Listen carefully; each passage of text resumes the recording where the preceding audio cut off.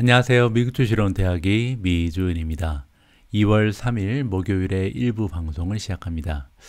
어제 제가 그 2부 방송을 보내드리면서 혹시 2부 초반에 방송되는 그 월가의 목소리라는 코너를 여러분들 좀 유용하게 활용하시는지에 대한 질문을 드린 바가 있는데요. 정말 많은 분들께서 답변을 주셨습니다. 간혹 가다가 이제 미준을 운영하면서 내가 지금 그 전해드리고 있는 컨텐츠가 여러분들께 도움이 되는지 좀 궁금할 때가 많이 있거든요. 특히 최근에는 미국 증시가 굉장히 좀 하락세가 오랫동안 지속되면서 구독자분들의 클릭 수가 많이 줄었습니다. 원래 제가 이제 방송을 올리게 되면 보통 4만 번에서 한 5만 뷰 정도가 보통 나오거든요.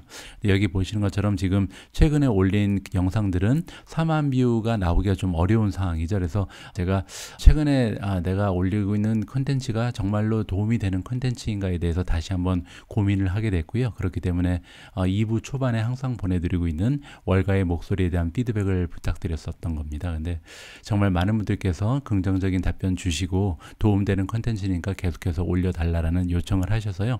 기쁜 마음으로 오늘도 월가의 목소리 2부 방송 첫 번째 기사로 준비했습니다.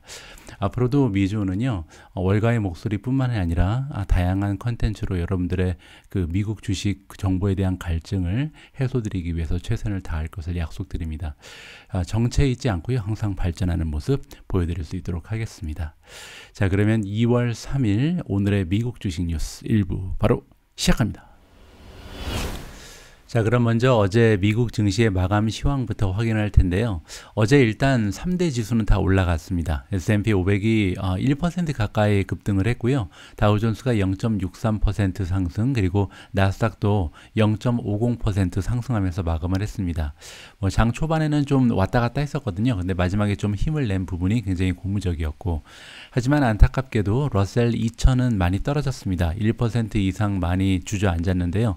그 얘기는 이제 중소형주가 많이 떨어지고, 보시는 것처럼 S&P 500이 많이 올라갔다는 얘기는 빵 주식들이 굉장히 잘했구나라고 우리가 기대를 해볼 수가 있는 거죠.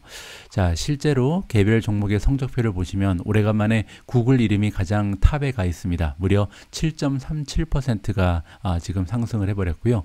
퀄컴이 6.25%, 그리고 어제 어닝 결과가 굉장히 좋았던 AMD가 5.12% 상승을 했습니다. 자, 그리고 AMD가 의외의 호실적을 발표를 하면서 지금 퀄컴도 많이 올라갔지만 MU도 많이 올라갔죠. 마이크론 테크놀로지가 3.76%, 그리고 반도체 기업인 쿼버도 3.28이 올라갔고요. 엔비디아가 2.45, ISRG가 2.24, KLA가 1.91%, 마이크로소프트가 1.52, 페이스북이 1.25%, 그리고 마지막으로 TSMC가 0.89% 상승하면서 마감을 했습니다. 지금 많이 오른 종목들이 대부분 다 두 가지 중에 하나의 부류죠.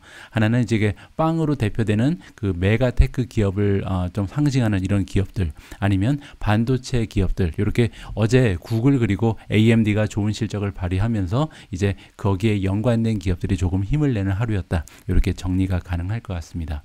반면에 좀 주가가 많이 떨어진 개별 종목들이 보이는데요. 아까 보시는 것처럼 그 중소형주가 좀 힘을 쓰지 못하는 하루였거든요. 자, 그런데 대형주 하나가 보입니다. 바로 페이팔인데요. 어제 어닝 실적을 함께 살펴본 것처럼 굉장히 좀 실망스러운 어닝 실적을 발표하면서 24.59%나 폭락을 해버렸습니다. 아무래도 두 분기 연속으로 지금 실망스러운 어닝이 발표가 됐기 때문에 반등하려면 조금 시간이 걸리지 않을까 생각을 합니다. 몇 분기 정도 기대 이상 되는 서프라이즈를 발표를 해야 이러한 하락을 만회할 기회가 생기지 않을까 생각을 하고 있고요. 자, 스킬즈가 13.08% 하락, 스퀘어는 페이팔의 영향이라고 보시면 될 것 같습니다. 10% 넘게 하락을 했고요. 쇼피파이도 마찬가지죠. 어떻게 보면 핀테크 쪽에 가까운 기업이기 때문에 9.99 하락, 그리고 업스타트도 9.84, 애쉬가 9.28%, 핀터레스트가 8.93%, 소파이가 8.36, 레모네이드가 7.85% 하락하는 추세를 보였습니다. 많이 떨어진 종목들은 대부분 다 페이팔하고 느낌이 비슷한 종목들, 그러니까 어떻게 보면 슈퍼앱이라든지 플랫폼을 기반으로 하는 기업들 중에 금융에 관계된 기업들, 그러니까 핀테크 기업들이 주로 많이 하락하는 하루였다. 이렇게 우리가 정리를 해볼 수가 있을 것 같습니다. 자, 오늘 1부의 첫 번째 뉴스는 아무래도 많은 분들께서 궁금해 하실 만한 구글의 주식 분할 소식을 준비해 봤습니다. 자, 구글이 어제 굉장히 좋은 어닝 실적을 발표하고 그것에도 모자라서 주식 분할이라는 뜻밖의 선물을 주주들한테 선물을 했는데요. 조금만 자세한 내용을 보시죠. 여기 보시면 20대 1 스톡 스플릿이라고 나와 있죠. 20대 1이라는 것은 우리가 한 주만 가지고 있으면 나중에 이 하나의 주식이 20개로 갑자기 늘어나는 뭐 마법과 같은 일을 경험하게 된다. 이렇게 정리가 가능합니다. 자, 지금 그 구글의 주가가 한 3,000달러 가까이 되잖아요. 그래서 자, 3,000달러를 우리가 나누기 20으로 하면 되겠죠. 20개로 나뉘는 거니까. 그렇게 되면 한 주당 150달러로 주가가 갑자기 뚝 떨어지게 되는 거죠. 그 대신 이 150달러짜리를 내가 한 주를 가지고 있었으면 그게 20주로 늘어나는 이러한 경험을 여러분들께서 직접 하시게 됐습니다. 자, 여기 나와 있는 것처럼 구글은 이제 그 주식의 종류가 여러 개가 있잖아요. 클래스 A, 클래스 B, 클래스 C가 있는데 여기 A, B, C 모두 이번에 한꺼번에 주식 분할을 하기 때문에 어떤 주식을 가지고 계신더라도 이번 주식 분할에 해당이 되신다. 이렇게 보시면 될 것 같습니다. 자, 이번 주식 분할이 주주총회에서 승인만 된다면 뭐 승인이 되지 않을 이유가 별로 보이지 않습니다. 따라서 된다고 가정을 하고요. 그렇게 되면 주주분들은요 모두 그러니까 7월 1일 기준으로 주주가 이미 되셨던 분들은요 7월 15일 날 한 개의 주식이 20개로 늘어나는 마법과 같은 일을 직접 한번 체험을 하실 수가 있을 것 같습니다. 뭐 주식 분할에 대해서 자세한 정보가 좀 필요하신 분들은 잠깐만 요약을 해서 말씀드리면요. 사실 액면가만 변하는 거기 때문에 따라서 한 주가 20개로 변하긴 하지만 그 대신 가격이 20분의 1로 줄잖아요. 따라서 기업의 가치에는 아무런 변화가 없습니다. 내가 가지고 있는 주식의 가치에도 아무런 변화가 없죠. 자, 그럼에도 불구하고 이렇게 주식 분할을 하면 긍정적으로 좀 평가하는 전문가들도 많이 있는데 그 이유는 뭐냐면 특히 이제 알파벳처럼 한 주에 막 3,000달러가 넘어가고 이런 주식 같은 경우에는 일반 투자자들이 한 주를 사기가 조금 꺼려지는 경향이 있습니다. 왜냐하면 이 한 주를 삼으로써 다른 주식에 분산 투자를 하기가 좀 어려워지는 경향이 있거든요. 그렇기 때문에 알파벳을 포기하고 다른 주식 10개를 사자 이렇게 되는 경우가 있습니다. 따라서 이런 경우를 피할 수 있는 길이 열리게 되는 거죠. 그 얘기는 조금 더 많은 개인 투자자들이 알파벳 주식을 보유할 수 있는 기회가 열렸다. 따라서 어떻게 보면 단기적으로는요. 주가의 상승을 도모할 수 있는 하나의 뉴스가 될 수도 있다라고 생각하시면 좋을 것 같습니다. 실제로 예전에 그 테슬라라든지 애플이 주식 분할을 할 때 보면요. 단기적으로는 주가가 상승을 하는 그런 추세를 보이긴 했습니다. 자, 이번에도 알파벳이 20대 1이라는 굉장히 좀 커다란 주식 분할을 하면서 주가가 잠시 좀 급등하는 모습을 보일 수 있을지 기대를 가지고 한번 지켜보면 좋을 것 같습니다. 자, 제가 두 번째로 준비한 기사는요. 페이팔에 관련된 소식입니다. 아무래도 어제 주가가 24% 이상 폭락을 해버렸기 때문에 페이팔에 대한 얘기를 안 할 수가 없는데요. 자, 이번 기사를 보시면 BTIG라는 투자기관에서 페이팔에 그 다운그레이드를 했습니다. 원래 이제 매수 의견을 주고 있었는데 중립으로 바꿨다는 거죠. 그러면서 이제는 이 페이팔이 쇼미 스토리에 진입을 한다. 과연 어떤 얘기인지 여러분들과 함께 살펴보면 좋을 것 같습니다. 자, 페이팔이 어닝의 에스티메이트 예상치를 미스했다고 나옵니다. 따라서 예상치를 달성하지 못한 거죠. 4군 뒤에. 그리고 또 하나 안 좋은 점이 있었는데요. 가이던스를 굉장히 약하게 냈습니다. 그래서 앞으로 다음 분기에 그 어닝이라든지 매출 부분에 그리고 또 유저 그로스에 그러니까 계좌의 성장 추세죠. 이런 거에 대해서 예측치를 발표를 했는데 굉장히 좀 그 실망스러운 수치가 발표가 되면서 주가가 이렇게 핵폭탄을 맞아버렸습니다. 자, BTIG의 애널리스트인 마크 파머라는 분이 있는데 이 전문가가 이번에 페이팔 주식을 중립으로 다운그레이드 했다. 원래는 이제 매수 의견을 주고 있었는데 한 단계 낮춘 거죠. 그러면서 뭐라고 얘기하냐면요. 페이팔은 이제 그 자신을 투자자들한테 증명을 해보여야 된다. 따라서 지금 투자자들의 확신이 많이 떨어져 있는 상태라고 우리가 해석을 하면 좋을 것 같습니다. 자, 그리고 이제 BTIG의 의견을 여기 피력을 하고 있는데요.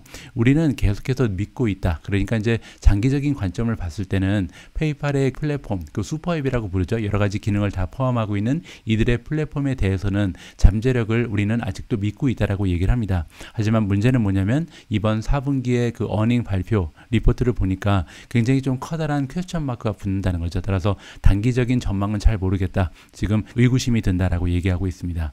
자, 그리고 지금 우리는 이 페이팔을요. 쇼미 스토리라고 본다. 그 얘기는 지금 사람들이 굉장히 좀 주의 깊게 바라보고 있고 그리고 이제 믿지 못한다는 거죠. 따라서 스스로 나 이렇게 강력한 힘을 가지고 있는 기업이야 라고 다시 한번 그의 잠재력을 세상 세상에 알려줘야만 이제 투자금이 다시 들어갈 수 있다. 이렇게 우리가 해석을 하면 될 것 같습니다. 여기 나와 있는 것처럼 이 기업은 다시 증명을 해보여야 된다. 얼마나 좋은 기업인지를 확인시켜줘야 투자금이 들어올 것이다 라고 얘기합니다. 그 얘기는 다시 바꿔서 얘기하면요, 매출의 성장세가 20%를 넘어가야 된다라고 얘기하고 있습니다.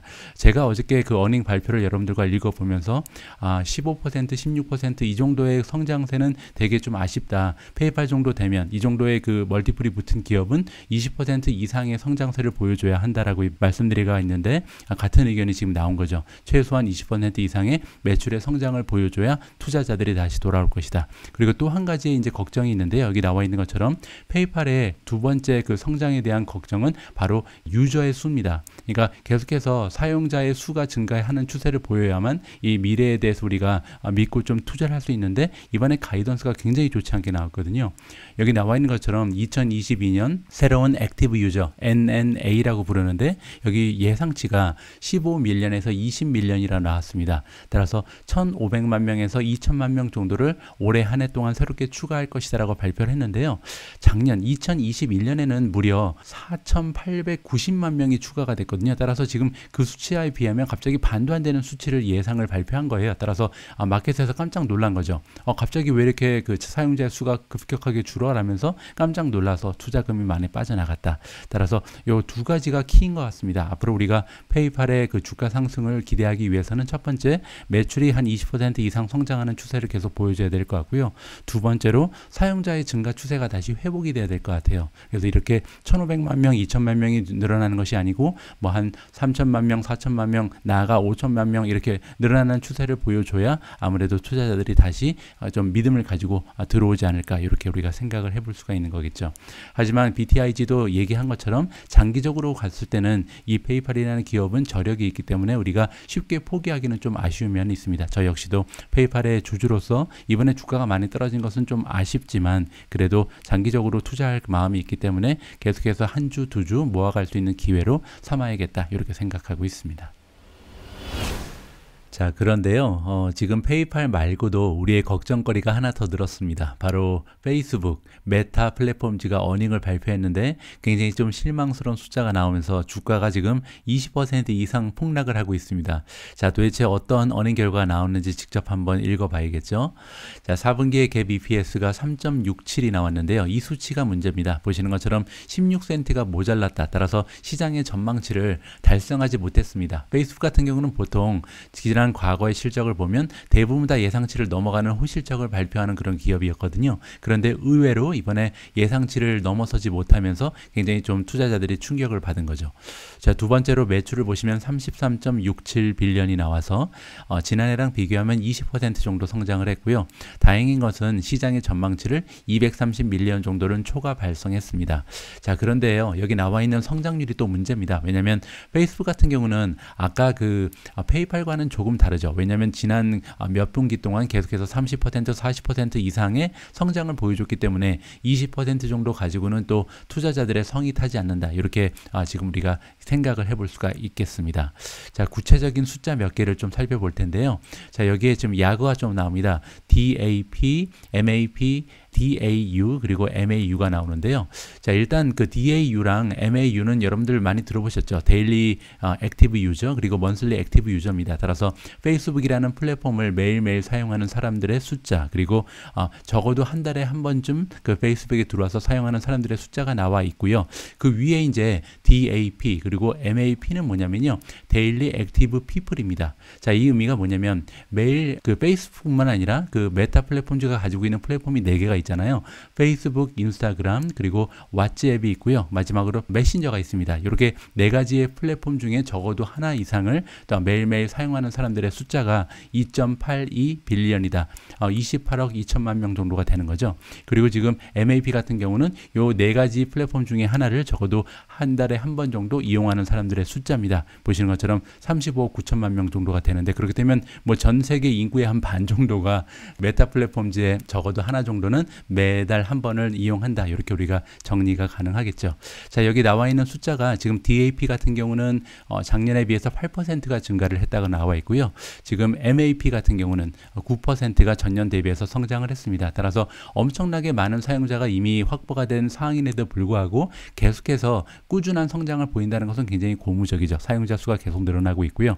자, DAU를 보면, 그러니까 데일리 액티브 유저 역시도 지금 19억 3천만 명인데 이거 역시도 5%나 지난해에 비해서 늘어나고 있습니다. 따라서 페이스북은 아직 살아 있다는 거죠. 그러니까 페이스북의 사용자 숫자는 아직까지도 늘고 있습니다. MAU 역시도 29억 1천만 명인데 지금 보시면 작년 대비해서 4%가 증가하는 숫자를 보이고 있습니다.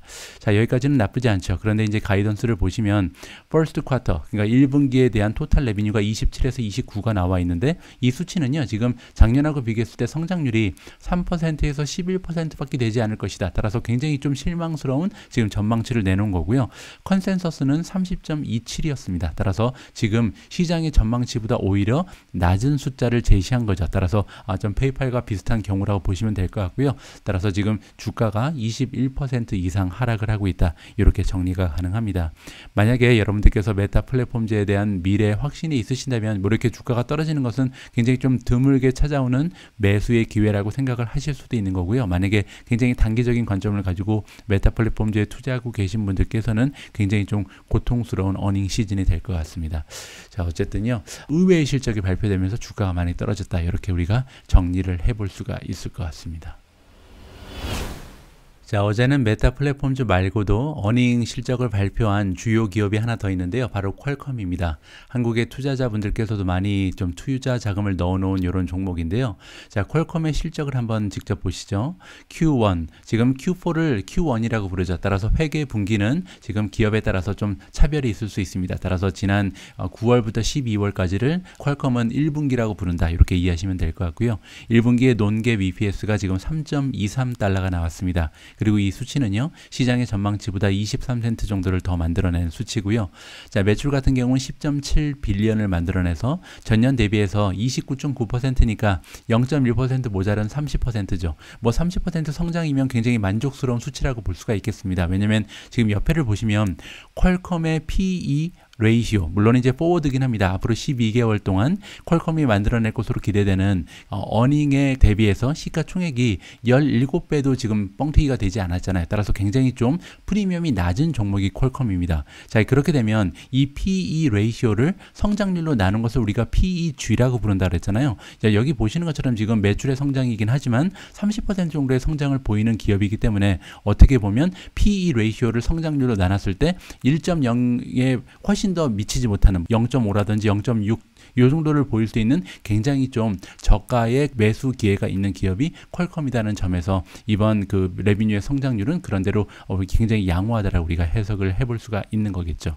자, 그리고 2분기의 레비뉴 예상치가 나오는데 10.2 빌리언에서 11 빌리언이 발표가 됐는데요. 그렇게 되면 지난 분기 10.7보다 오히려 더 잘 나올 가능성도 있는 거죠. 자, 컨센서스를 보시면 9.54 빌리언밖에 되지 않기 때문에 굉장히 좀 쉽게 이번에도 빚이 가능하다라고 나와 있습니다. 그리고 논갭 EPS를 보시면 2.8에서 3.0 정도를 만들어낼 것이다 라고 예측치를 발표했는데 컨센서스가 지금 2.48입니다. 따라서 컨센서스에 비해서 굉장히 좀 좋은 서프라이즈가 다음 분기에도 가능하겠구나 라고 우리가 기대를 해볼 수가 있겠죠. 따라서 전반적으로 지금 어닝 결과의 수치만 보면요, 퀄컴은 굉장히 양호한 수치를 발표했다. 어닝 결과가 좋았다라고 정리가 가능합니다. 자, 지금 보시면 어닝 결과를 발표하고 나서 주가가 1.68%가 떨어지고 있잖아요.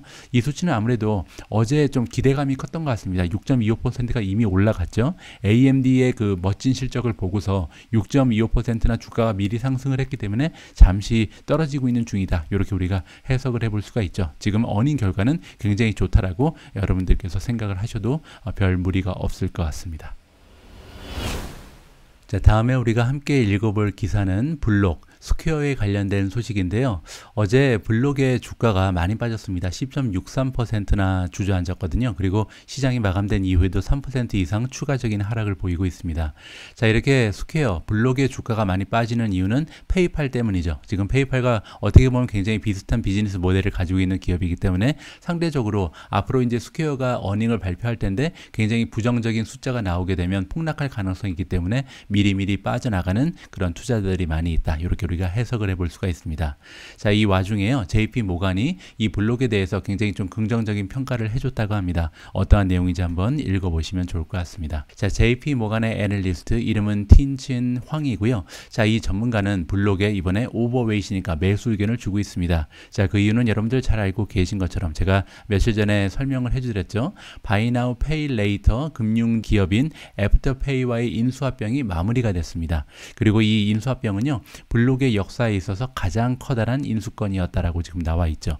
자, 황이라는 전문가는 기대를 하고 있다. 뭐를 기대하고 있냐면 이번에 이제 블록이 이 인수합병을 마치면서요, 블록이 가지고 있는 총 수익 성장률이 4% 정도, 4%포인트니까 0.04죠. 이번 2022년에 추가가 될 것이다라고 나와 있고요. 앞으로 다음 해부터도 한 2% 정도로 추가적인 성장이 가능하다라고 나와 있습니다.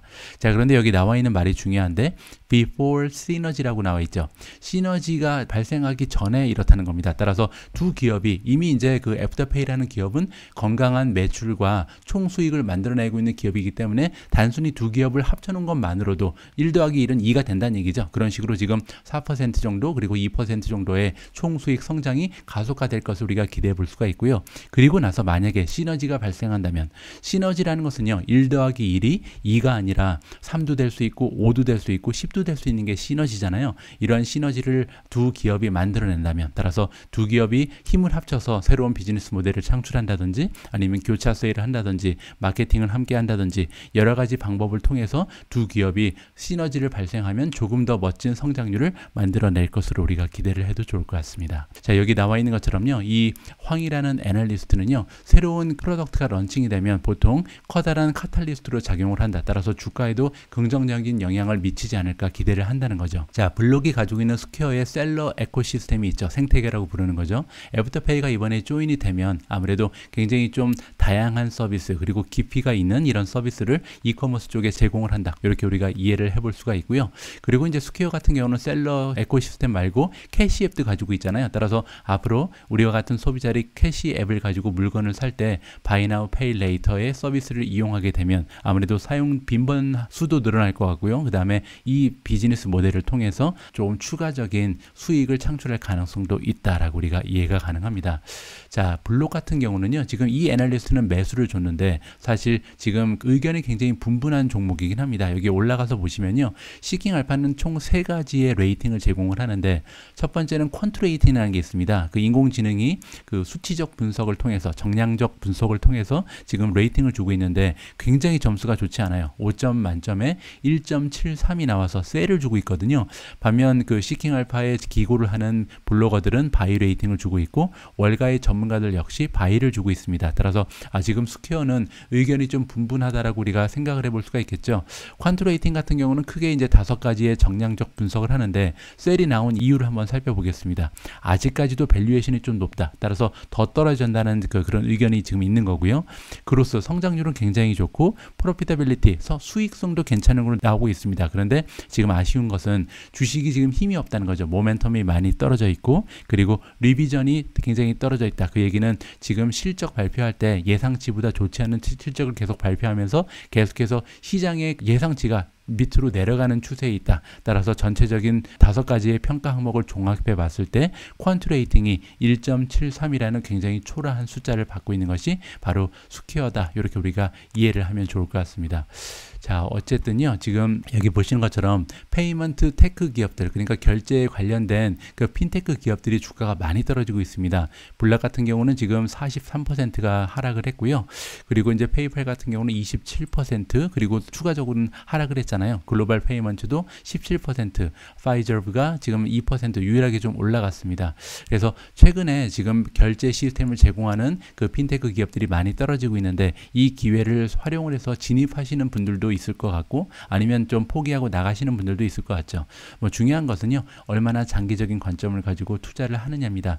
핀테크는 저는 굉장히 좋게 봅니다. 왜냐하면 우리가 이제 팬데믹이 끝났다고 해서 이제는 그 바이러스의 영향에서 벗어났으니까 안전하니까 은행이나 가볼까? 뭐 이런 분들은 사실 없을 거 아니에요. 물론 이제 여름이 와서 너무 더우시면 이제 은행 가서 좀 앉아 계시는 분들도 계시긴 하지만 사실 이제는 뭐 집을 굳이 이제 집 밖으로 나가가지고 은행까지 갔다 오고 이러기엔 좀 귀찮은 시대가 열리지 않았나 생각을 합니다. 그런 의미에서 앞으로도 핀테크 기업들은 꾸준한 성장을 보여줄 가능성이 높다. 이러한 확신을 가지고 저는 핀테크 투자를 지속적으로 할 것 같습니다. 지금 이 방송을 함께 해주고 계신 미존 패밀리 분들께서는 현금 비중이 어느 정도 남아 있으신지 궁금합니다. 댓글을 통해서 알려주시면 좋을 것 같고요. 저 같은 경우는 이제 한 20% 정도에서 반을 사용하고요. 이제 10% 정도가 남아있는 것 같은데 이번 기사를 보시면요. 지금 바잉 더 딥 하기에는, 그러니까 우리가 흔히 줍줍이라고 부르는 거잖아요. 그래서 지금 하락장이니까 주식을 사야 된다. 이러한 태도는 아직까지 너무 성급하다. 조금 더 기다려야 된다라는 의견이 나오고 있습니다. 자, 무슨 얘기인지 한번 읽어보시죠. 자, 마이클 루잇이라는 전문가가 나오는데 이분은요, The Credit Strategy 뉴스레터에 기고를 하고 계신 저자라고 나와 있죠. 자, 이 전문가가 지금 조언을 해주고 있는데요. 뭐라고 얘기하냐면 바이 더 딥 하고 싶을 거다. 지금 주가가 많이 떨어져서 사고 싶을 텐데 조금 참아라 라고 지금 얘기하고 있습니다.